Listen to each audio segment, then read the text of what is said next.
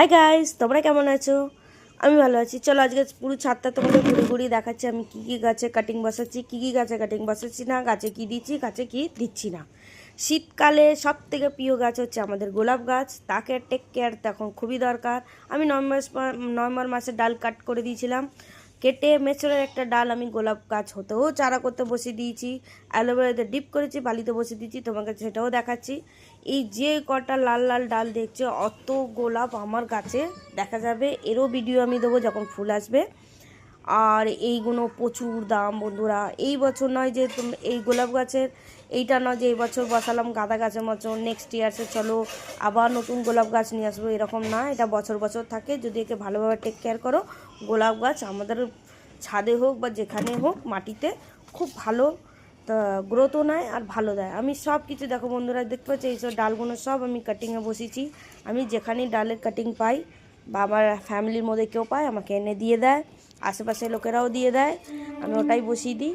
কিছু না, deep অ্যালোভেরাতে deep করি আর বসিয়ে দিই সব কাটি। শীতকালে চারা সব থেকে বেস্ট চারা তৈরি হয় গোলাপ গাছে।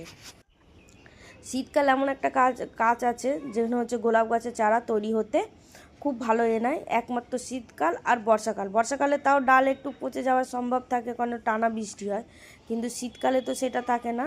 আমি এখন বলবো যারা গোলাপ গাছের চারা তৈরি করতে চাও, নিজের গাছ থেকে যে গোলাপ গাছের ফুলটা তোমাকে পছন্দ, সেই ডাল ম্যাচিওর একটা ডাল কাটবে, কাট করে অ্যালোভেরাতে ডিপ করবে আর বালিতে বসিয়ে দেবে। 4 মাস থেকে 5 মাস পর দেখবে ওর মধ্যে খুব সুন্দর শেকড় এসেছে। আমিও করেছি, তোমরাও করো। এরও ডাল দেখো আমি কাটিং করে দিয়েছি, কেটে এতেও নতুন গ্রোথ এসে গেছে। আমার এখন পুরো ফেব্রুয়ারি মার্চ অবধি গোলাপ ফুলে ভরে থাকবে। গোলাপ ফুল এবার তোমাকে আমি বলছি আর কি কাটিং করবে।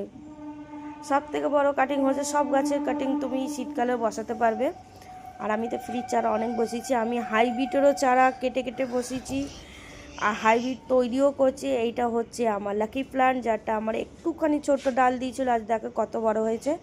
একে আমি বনজাই তৈরি করব, তাই জন্য ছোট টবে আর কাটিং করেই যাচ্ছে যাতে বনজাই তৈরি হয়। লাকি প্ল্যান্টে খুব তাড়াতাড়ি বনজাই তৈরি হয় আর খুব সুন্দর হয়।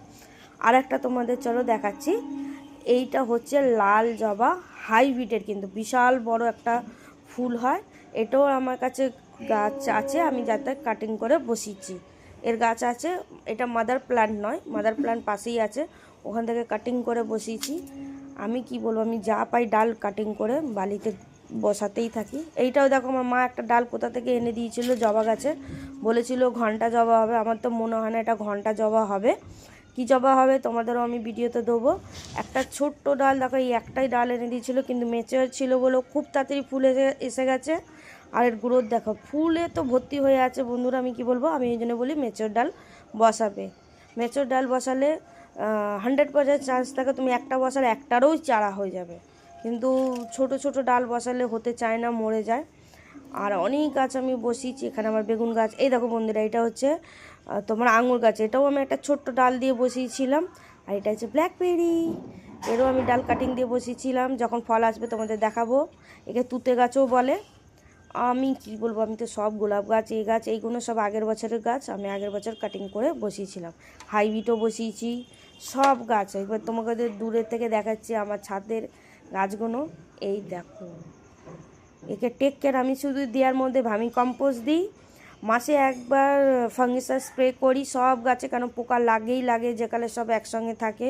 দেখো আমি কাটিংও সাইডে রেখেছি, ভার্মি কম্পোস্ট আর ডিএপি দিই আর হিউমিক অ্যাসিড। ভিডিও ভালো লাগলে লাইক সাবস্ক্রাইব করতে